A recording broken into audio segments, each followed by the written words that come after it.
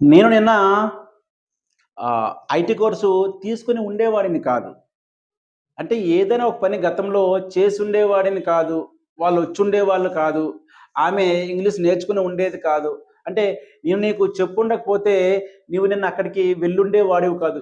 ఏదైనా ఒక పని చేసుండే వాళ్ళము కాదు అని చెప్పేటప్పుడు would not have plus verb 3 అంటే వుడెంట్ హ్యావ్ ప్లస్ వెర్బ్ అనేది ఎప్పుడు మూడో రూపంలోనే ఉండాలి.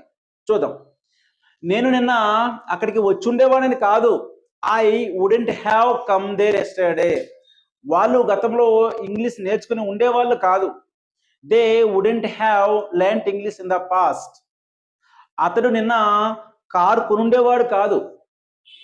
He wouldn't have bought a car yesterday. నేను నిజంగా ఆమెకు చెప్పుండకపోతే ఆమె నిన్న ఐటీ కోర్సు తీసుకొని ఉండేది కాదు ఆ ఇన్‌స్టిట్యూట్‌లో. అంటే ఏదైనా ఒక పని మనకి జరిగుంటే పలానా జరిగుండేది అని చెప్పేటప్పుడు ఇలాంటి సందర్భాల్లో మనం ఇలాంటి స్ట్రక్చర్ ఉపయోగించాలి.